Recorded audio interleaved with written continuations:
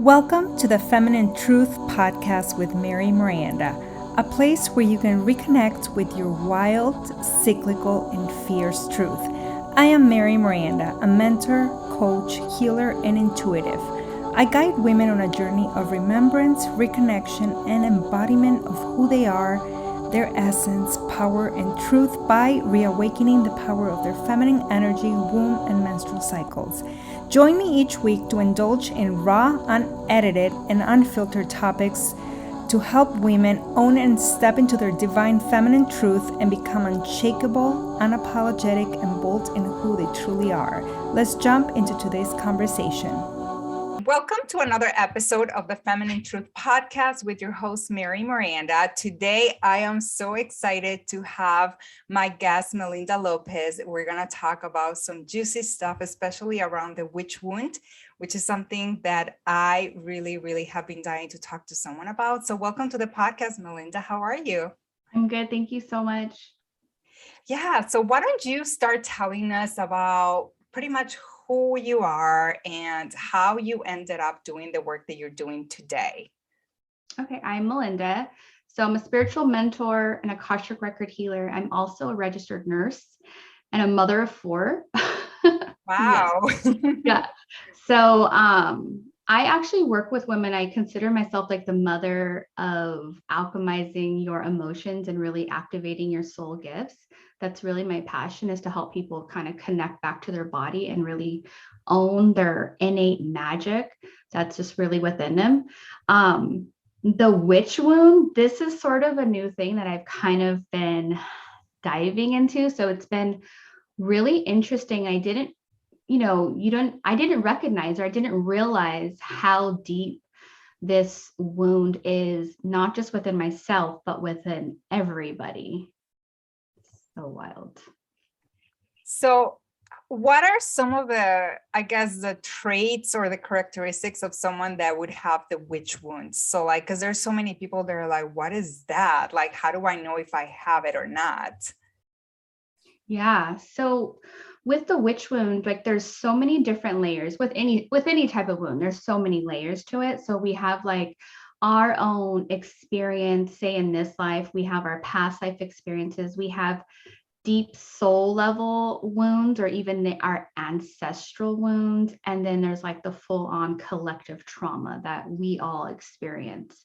So how it could show up for me, especially when I first started kind of awakening to this spiritual journey, I had a lot of fears of like, if anybody finds out I'm doing this, I'm going to be killed. Like, and I know it seems so like irrational. And I did think, I was like, I'm literally going crazy, because I would literally have fears that I was in danger for opening up my gifts, or for the things that were starting to happen to me. I had a lot of fears around that. So how does that kind of trickle into like now, even as an entrepreneur, it's like this fear of being seen, and we have to be seen. We have to express, our message or our mission, and just really put ourselves out there. And that can really, I would say, activate kind of that wounding within. And we just think like, oh, it's probably because this is new, but it could be a lot deeper than we actually recognize. So I think like, as for entrepreneurs or women that are just really being out there, is kind of fear of being seen, fear of connecting to our body, feeling safe within our own body, really sisterhood wounds. Like there's so many different wounds that are attached to the witch wound, but the main witch wound is persecution. It really is the persecution, because if she was seen, she was persecuted. There was no trial. There was no, let's see how it goes, as you were persecuted. If another woman didn't like another woman and they said she's a witch, or if they were jealous of her, she was persecuted. If she was found teaching her culture, her traditions, she was persecuted. So there's a lot of that right now that we can really be experiencing, that's deep. Mm-hmm. So how does one feel persecuted, like, as let's say as an entrepreneur, because a lot of my audience are entrepreneur women, or you're an entrepreneur, I'm an entrepreneur, like, how does that feel for us, or what things could happen that make us feel persecuted? I think that there's a lot around not feeling safe with what we want to say, or not really feeling safe with how we actually like, what is the word? It's like being who we truly are, right? Like sometimes we're like, okay, we're just going to show up. Oh, camera's on. This is what we're doing. And still there may be like this disconnect of like, wait, like this isn't actually, like, I'm trying to be my full self, but it's not showing up. And that could be like, there's a little tinge of that fear of being seen, of that persecution, but it could also feel like, I'm a nurse, and there's this whole thing that just recently has been going on in our reality that's brand new, right? This last 2 years. And a lot of people that had opinions on it, medical professionals that had different opinions, they were basically, medical licenses were been taken away. Maybe social media has been completely taken away. I know I've seen like people that had like 80,000 followers, but that was speaking out on like different ways to help yourself. Those are being shut down. So those are also ways that we're seeing is if we're not speaking what is what we should be speaking, that's another way we're being persecuted in a sense. And yeah. So I've had, like I was just mentioning before we started recording this podcast, that I've had so many dreams where I am being persecuted, like so many dreams. So that's just one part, it's like a subconscious message that's coming through. But in reality, like when I want to put myself out there, there's been some stuff that I have so much fear of putting myself out there again. And for me, the way it's shown up as being persecuted as an entrepreneur online is that I am being trolled by an ex on social media. I have been trolled, like they're putting comments, messages, and I just completely, it's not that I gave my power away, but I got my body, the body level, I felt like I was going to be burned at stake, that something was going to happen, that he was going to ruin my reputation. And I don't even understand why, because I know who I am. And what he was saying is just his side of the story, which is entitled to have his side of the story. But I got into like this at the body level, my nervous system, I became so dysregulated. I started having panic attacks and anxiety. And that's the way it felt for me. Yeah. So how does it feel for you when you are feeling persecuted, or for someone that needs to understand how that feels at the body level? Like, what would you say? So for me, like my big thing was being more of who I am, like sharing, like opening your clairs and sharing the spirituality side of like how to protect your energy, coming from, being a nurse and like science. And so it was like I was two people performing. And so during that time when I had kind of like, okay, this is who I am here and this is who I am here, I almost felt like my soul was being ripped apart, because it was just almost like I started confusing myself, because it was like, okay, wait, who am I right now? Who am I here? And I remember during that time, I had a lot of burnout. I was exhausted. I had a lot of pain.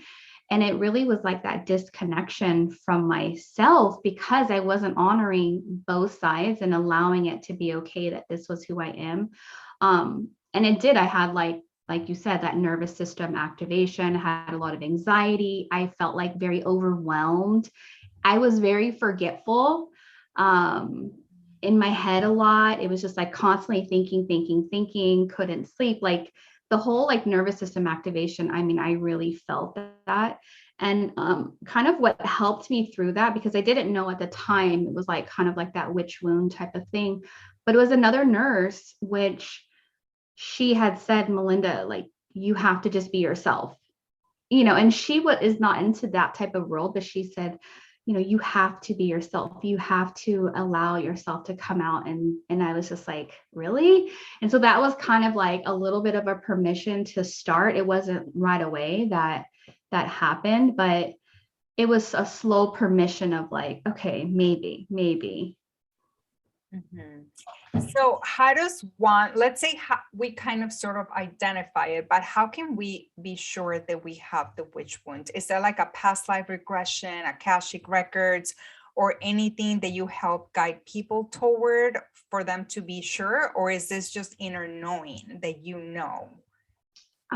For me personally, I believe everybody has it, because it's not only an individual, but it's passed down from our ancestry. And, you know, like my ancestry, my dad comes from the Philippines, my mom is Native American. So just by that, we know that they're, and with the Native Americans, you know, like their land was taken away, they were persecuted, and, you know, they were stripped of their identities as well. So we know that we do hold some of that conditioning, and also just the whole collective of the witch hunts, because I can't remember the number, but I hate to say if I'm wrong or not, but I feel like it was like, it's over hundreds of thousands that were killed.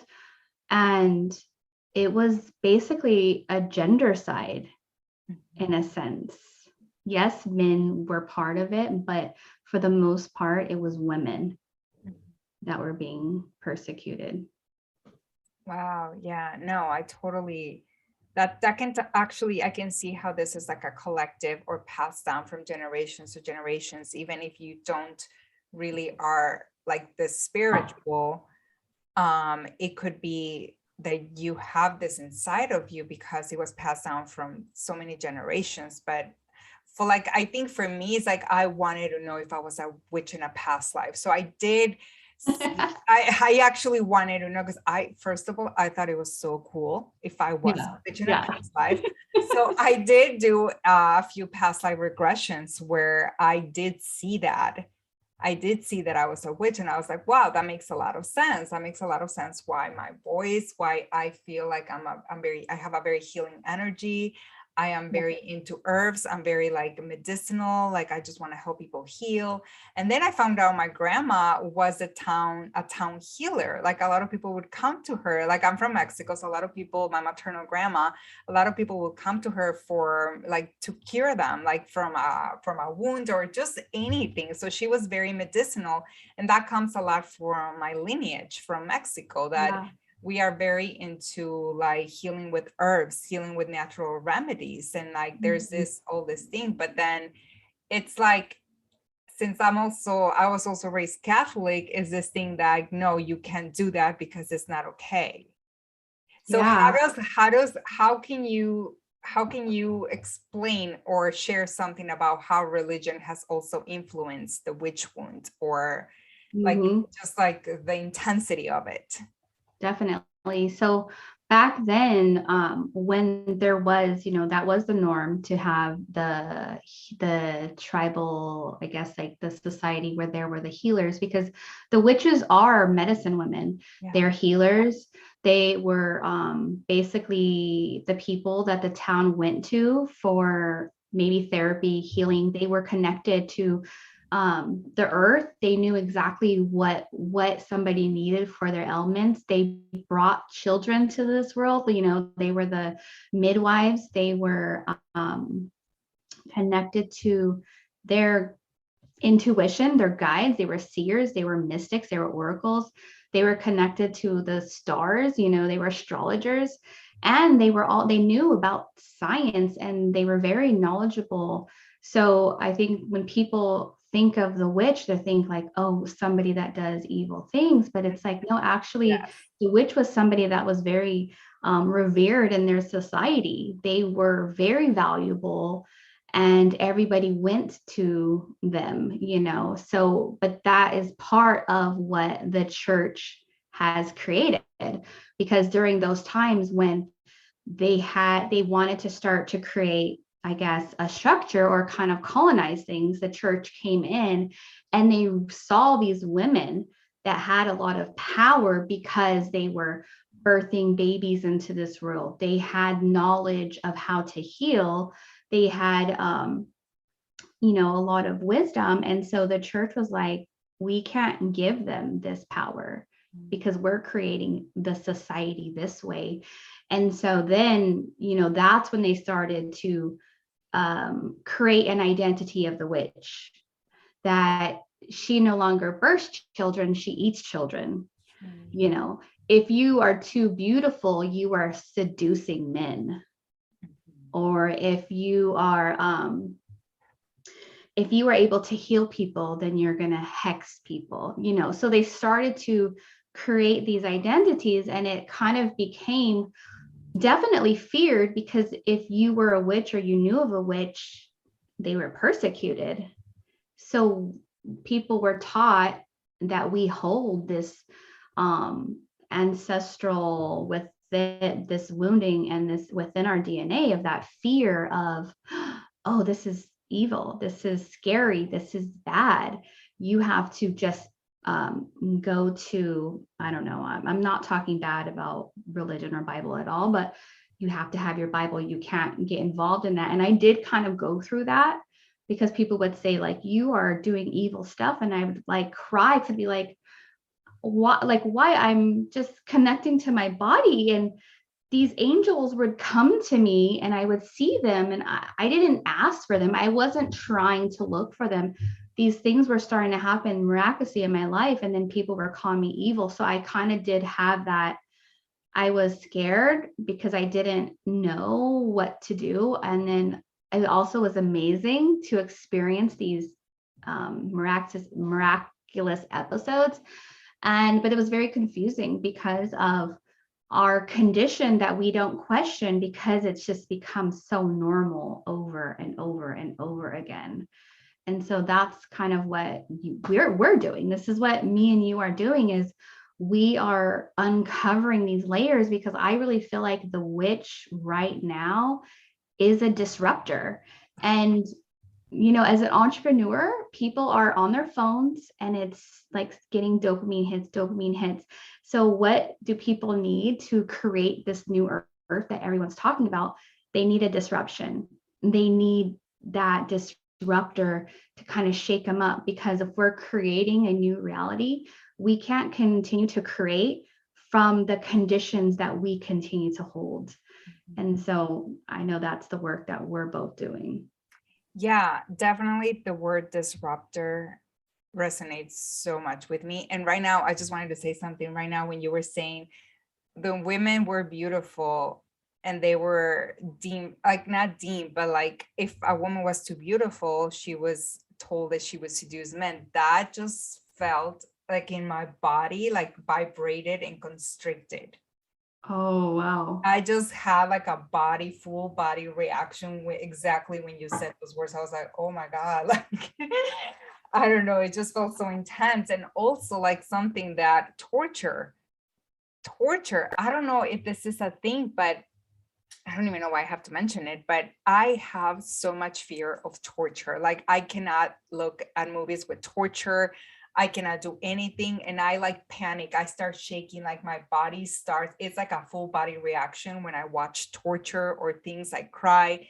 It's intense. And I do feel, and I know that something happened to me in a past life that I was probably tortured. And I think it has to do with the witch wound, because I was a medicine woman and all of that. And I probably was persecuted and tortured and killed at stake. I don't know exactly. But it's just intense. Yeah, it's very intense. Like I feel like if a lot of women have this full body reaction, that it's worth exploring it. Yeah, when I wanted to say something and then you start talking about torture, and I was like, oh my gosh, this is gonna go with it, because I don't remember the book when I was reading, because I've done a lot of research on the witch wound, and they were talking about when women were too much, that they were considered hysterical or in a state of hysteria. And so when I was, it was just like this hysteria is like, when you have a lot of emotions and you're kind of considered out of control.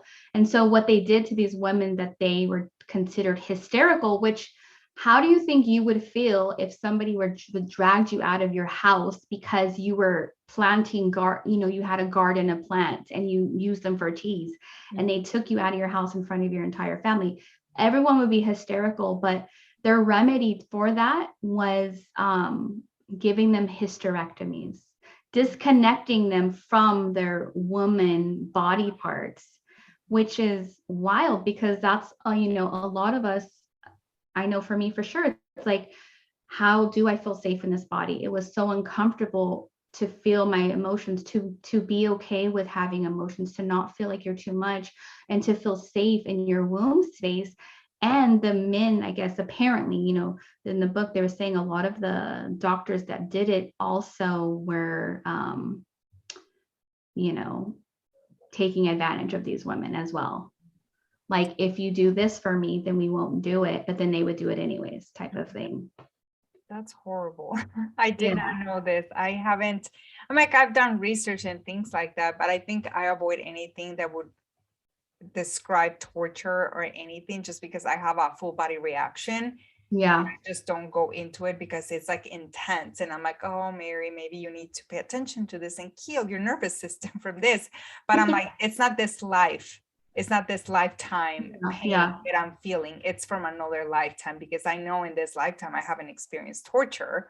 Yeah. Except the occasional spanking when I was little from my parents, but it was not at the level that I feel torture because I'm like, why is this happening? Like, I don't understand. I could never understand until I started learning about the witch wound and everything. I was like, oh, that makes sense. And I cannot, like, my biggest fears is being drowned or dying like in a coffin, buried alive, or burnt alive. Those are my biggest three fears of dying. And I'm like, oh my God, what is this all about? Like, I've never died, but I have a full body reaction when I think about it. It's like that soul memory. Yeah. They also say, like, if you have injuries to like your neck or your knees as well, that those are part of like the witch wound. And I have injuries to both, which is very interesting. And so does my sister, which is like wild. Oh my God. Yeah. So I just have a little question because you said something about your gifts when they started coming out and people were like telling you like things. Like, what age were your clairs started coming out, and what was the first one that came out, and how did you like navigate it that time? So the first I remember, I probably was around 8, and I would lucid dream, and it really scared me. And I knew my mom had a lot of gifts; she's very psychic, and but it scared me because I was like, I don't want to see ghosts. And so I remembered when I was that little, I learned how to navigate my dreams to make them how I wanted them, and then I also shut down all my gifts. Yeah, so I did that when I was really young. So they started coming back when I didn't know they were coming back, but when I had my first son, when I was about 19, I developed postpartum depression, and I had a lot of anxiety and depression. And so I was really moving through that. But as he got older, he was the one that would see things, and he would say, like, Mommy, you know, Grandpa's in the doorway, or Mommy, God wants you to speak to him. And he would tell me a lot of things, and I'm like, what is this kid talking about? I was never religious or any into that stuff. And so as they got older, my anxiety got worse, and I would feel a lot of things, and I didn't know that it was just because I was really sensitive, and I didn't know how to deal with my emotions. So for me, it was a really long journey of suffering in a sense, because I didn't know, and we didn't have like internet back then, and I just had me and my husband and my kids.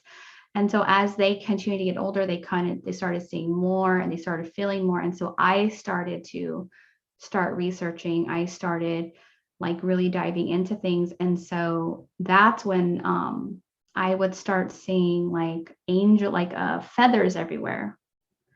They would be in the house, on the car. Even like I would get a message like, don't drive the car right now. And then all of a sudden the car broke down and there'd be a feather on the car. So it'd be a lot of things like that would happen.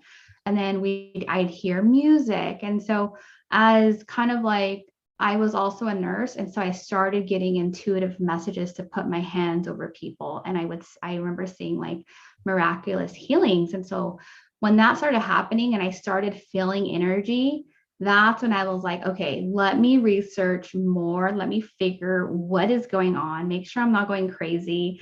How can I help my kids? How can I understand this? And so that's like literally the rabbit hole that my life went into. I think it's probably been my older son, he's how old are you? Like 23 years old now. So it's been a long journey for me to get to that point. Yeah. And how have your gifts and your lifestyle and now you doing the work that you're doing impacted your family, your children? Like, do they say anything, or are they also like seers or? Well, my oldest, he says he doesn't see anything now, but when we were in Texas, I think he was about 13 years old, and my other one was maybe 8 or 9. And I decided like this is the first time that I really followed my intuition. I got this message to move to California. We had our house built, we had our jobs, and we, had 2 kids. We're like, my husband's like, are you sure about this? And I was like, I think that's the message I'm getting. And so we really trusted it. And we sold everything. We basically took our cars. We had no jobs, and we had just like $600. And we, the kids were like, okay. So we were just like all in. We were like, we're just gonna do it. I remember being so scared. And so when we were driving off, like I remember back then my son would see shadow people, they would feel things, but that was kind of it. And I started getting the feathers, and I would always like talk to angels, but I didn't know. I wasn't sure. It was just kind of a feeling. So we drove off for a couple hours, and we had to go to a rest stop because my son wanted to take a break. So we stopped at this rest stop, had lunch, getting ready to go, and the car wouldn't start. And so we were like, oh my gosh, what do we do? Like, we were, I think, in El Paso, Texas. Like, what are we going to do? Like, literally, my house is gone, we're supposed to be moving, and then the car won't start. And so we were at this rest stop for about 3 hours. And I remember just praying and praying, like, please help us, please help us. And these 2 men came after 3 hours, and they only spoke Spanish. Luckily, my husband was able to speak a little bit of Spanish. And so we were like, there's something wrong with the car. So they looked at it with my husband, and they figured out what was wrong with it. So one man went to town an hour away with my husband, and the other one stayed with me and my children. And they bought the part, but we had to stay overnight. So we had $600. That was literally it. And we paid for first month's rent of an apartment. And so we had to go to town, pay for, I don't remember how much, the hotel. They met us there the next morning. They fixed the car. We were in the parking lot. My car was here, my husband's was there, and me and my 13-year-old son were in one car, and then the little one was with my husband. But my husband had the hood up, and I was praying, like I was calling on Archangel Michael, because at that time I was really into the angels. I was calling on Archangel Michael, like, please help my husband, help him fix the car. And I was calling on Archangel Raphael to come help guide us there, because I was like, my stomach was knotted, because I was just like, I made the wrong decision. My intuition wasn't right. And so that's where I really started doubting all, what I was receiving. Like, oh my God, I literally just gave away. We had our lives set, and so I'm praying. And then my 13-year-old was like, Mom, I need to talk to you. And I was like, what? What? And he said, I think I see an angel. And I wasn't praying out loud. It was just to myself. And I was just like, what? And he was like, there's a really big blue angel under Daddy's hood with a hammer and a sword. And I was like, what? Because I'm like, that's literally what I was just praying for. And so I was like, is there anything else that you see? And he said, I see an army of angels coming, and there's a green one in the front, and the rest are silver. And I was like, shit, because that was literally what I was praying for too. And I'm like, well, what are they going to do? And he said, I think they're going to take us to California. And so then I told him what I was praying for, and we just started like freaking out. Like, oh my gosh, oh my God. And so that's when it started to become real for us. Yeah. And go ahead, oh my God. So like, it just sounds like your husband is pretty supportive. Yeah. And it's like, so you know how men are, most men, that they're very logical, rational, they need a plan, but for him to trust your intuition and what you desired, that is huge. Yeah, his thing was like, oh, this must mean that you need to learn to let go of like material things. So let's just go. So I was like, okay, yeah, he's always been really supportive of all of my crazy ideas. That's amazing to have, because there are some men, I've dated, and some men, every time I say something about like, I'm a witch, they're like, no, you're not. I'm like, I wasn't asking you if I am, I'm telling you I'm a witch. And right away, they're like, you do witchcraft? I'm like, that's not being a witch. So that's Yeah. when I explain to them what it means for me. And that's when they still like don't get it. And I'm Yeah. like, it's okay. But I'm like, in the future, when I'm ready to attract my partner, I want him to be supportive and not question me, or not see that it, or not think that it's witchcraft, because it's totally not like that. When I explain to people, I'm like, no, it's medicinal women who are in her power, women who have a voice, women who go after what they want. So like, Yeah. it's different, it's not like what everybody has taught us to think about that a witch is, that someone evil, someone that does bad things. And even the way they picture her, they draw her, it's like totally not even like that, because I don't look like one per se, like you don't look like one. And it's like, it's not about the way we look, it's who we are. Exactly. And it's almost like when you really start working with the witch wound and really reclaim her within you, it's almost like you're healing all of it in a sense, because she really is all of it. Mhm. Yeah. So how can one start healing the witch wound? I personally believe that the first step is really reconnecting to your body. I feel like that is the most important thing that anyone can do, is to really start to just be with yourself and feel comfortable with all of the emotions, and not always try to be like perfect or hide them away, or not be, however, like if you're angry or you're sad, like not resisting that, and just being like, okay, this is how I feel. Can I sit with myself? Can I hold space for myself in that moment? I feel like that's the most important piece. Obviously, there's more to it, especially like getting in community with other women and being supported by other women too is a huge piece of it. Mhm. And how can healing the witch wound help someone that on their journey of being an entrepreneur, or like creating the life that they desired? I feel like the really just embodying and activating the inner witch within, it just really can like boost your confidence. Like I just feel like stand taller and just know that the message that you are channeling or expressing out is from your soul, and it's really what you came here for.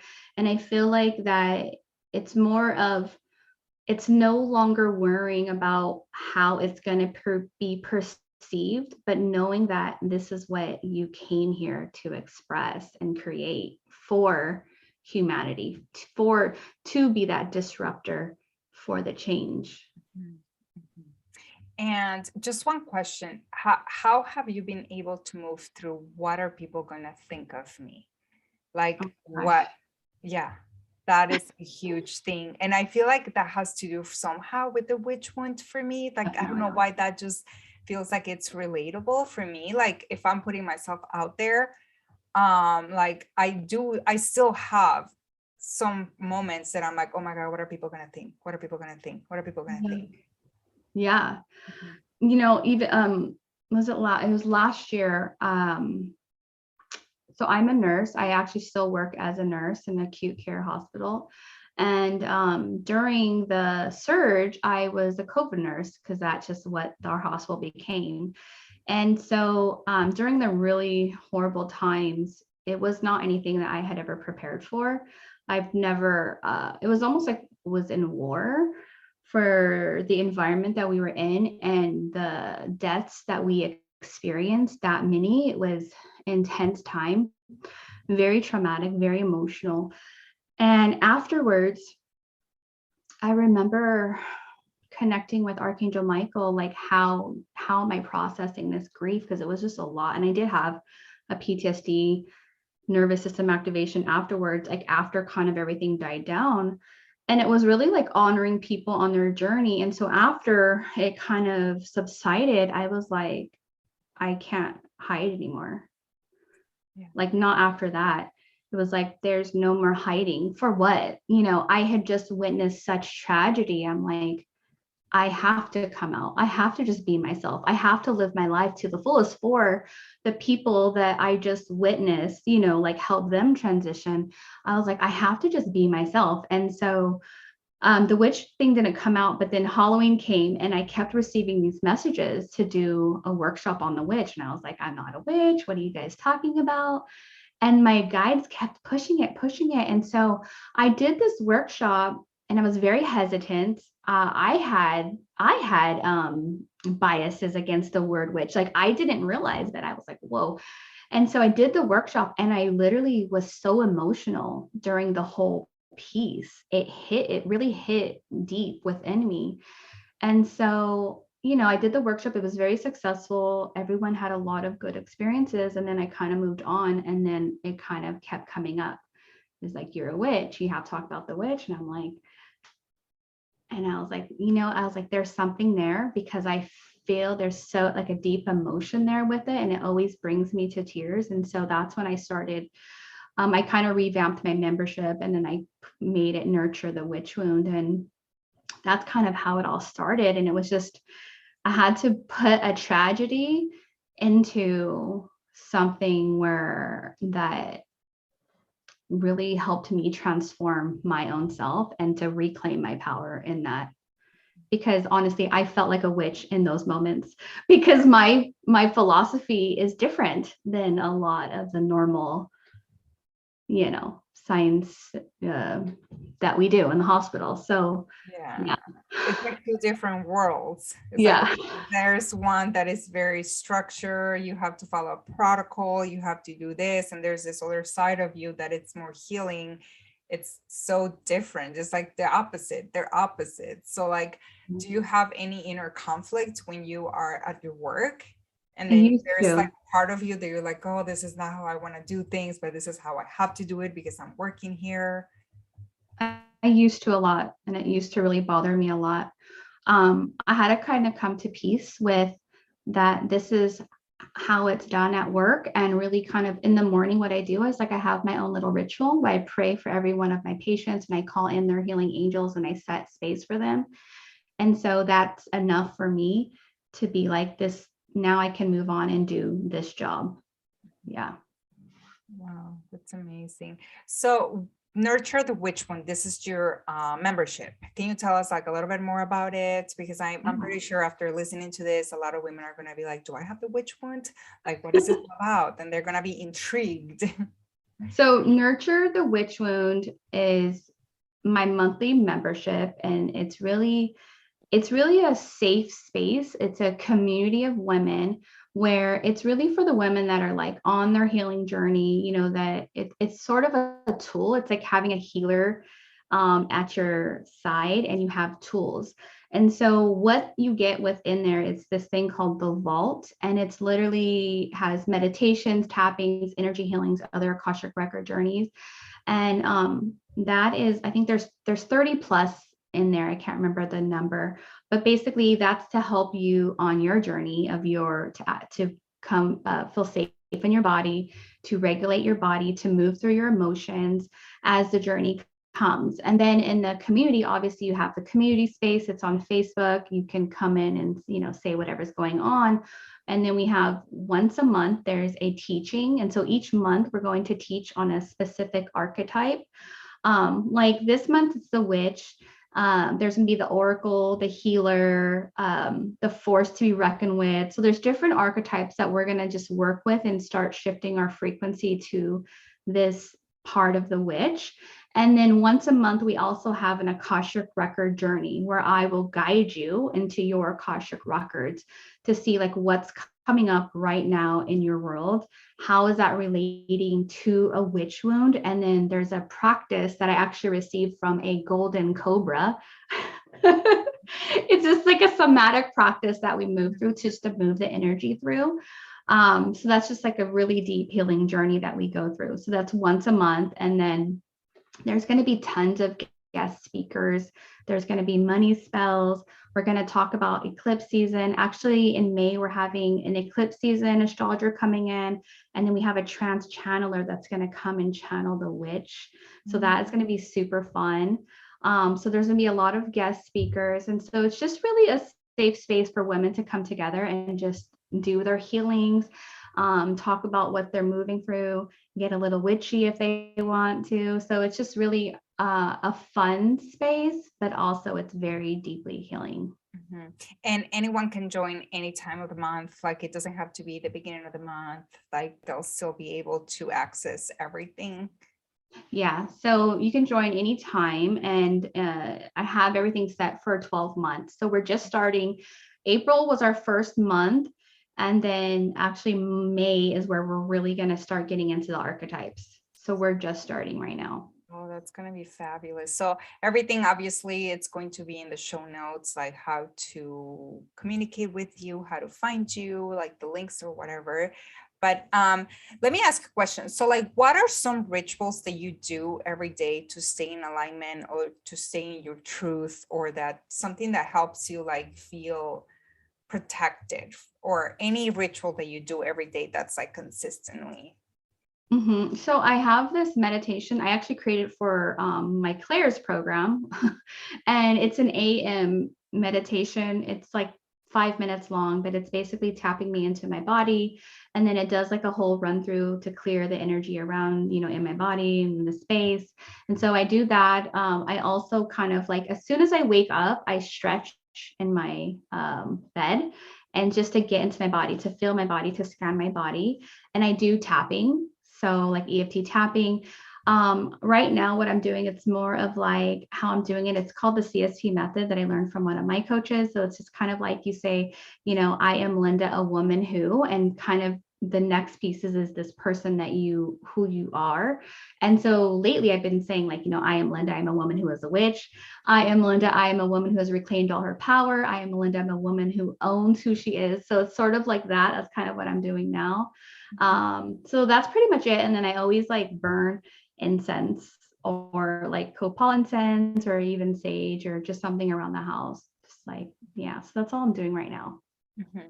So what happens, for example, during the day when you have all this power within you, you have all this knowledge, but there's times that you might, I don't know, do you experience anxiety? Do you experience like those frustrating moments? Like what do you do throughout the day? Because there's a difference between in the morning doing our rituals and we feel good, but things happen throughout the day. Mm-hmm. So like, how do you navigate when you encounter those moments? So that's kind of like what the vault is in Nurtured, is they have all those tools. So like say for if you have anxiety, there's a tapping for anxiety. So the way that I always have had anxiety, and I have a heart condition, so that really brings forth anxiety if it starts to happen. And the way that I have learned to cope with it, because it hasn't gone completely away, but I've learned to manage it, is I tap the specific meridian points in my body.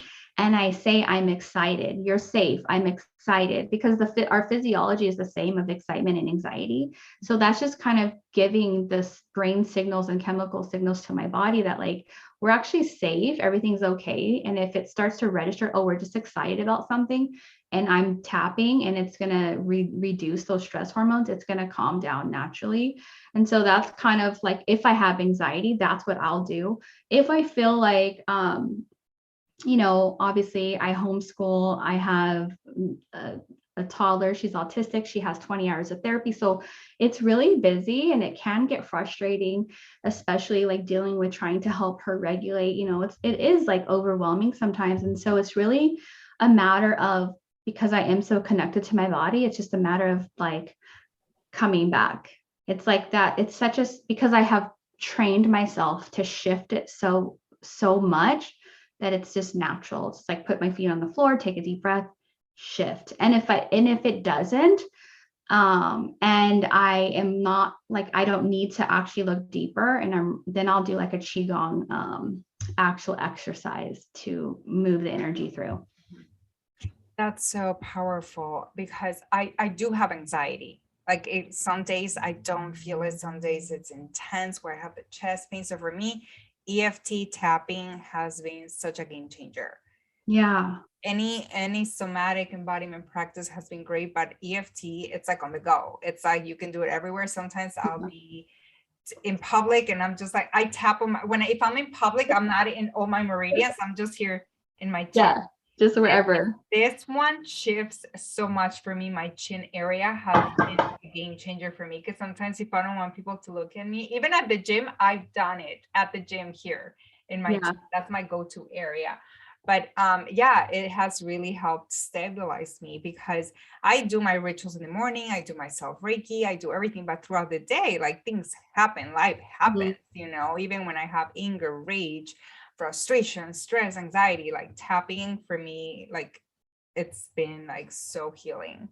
Yeah, I know. I love it. I think the collarbone is it for me. Really? Yeah. Yeah. That's good. That's good.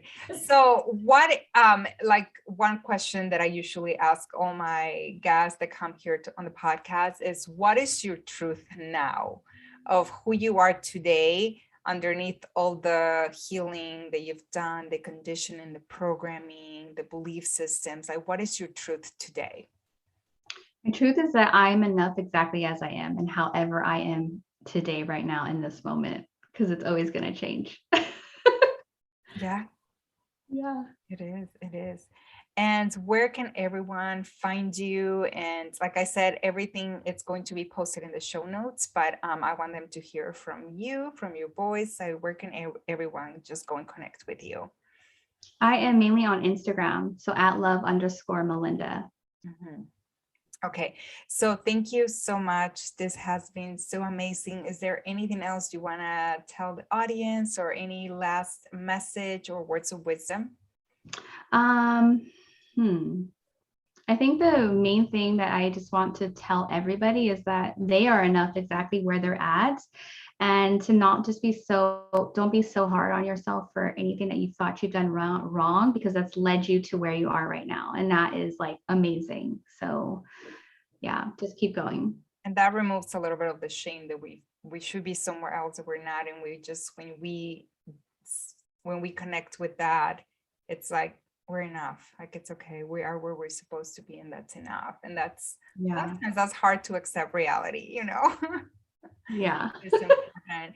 Well, thank you so much. This has been amazing. I've learned so much more than I thought I didn't. I thought I knew so much about the witch wound, but I learned so many things, and I'm definitely going to go and check out your membership. Thank you so much. But this has been amazing. Thank you so much. Yes, I had so much fun. Thank you for having me. Yeah, and have a good rest of the day, okay? Bye. Bye. Thank you so much for being part of this conversation on the Feminine Truth Podcast. This podcast is for you, for me, for us, for the Feminine Collective. Thank you for spending your time and energy with us. I so appreciate it. Please, it would mean so much if you could share this in your Instagram stories, in your Facebook stories, or everywhere, so this message gets spread and others can find this podcast and this conversation. And if you feel like someone needs to hear this message, please share with them. I would be so grateful for you, and let us know your thoughts, how this has helped you, how you connected with this topic, or how this has felt in your body. And lastly, if you feel the pull, I would be immensely grateful if you could take the time to leave a review so more people can find my podcast and this conversation. I'm sending you so much love, and I'll see you on the next episode.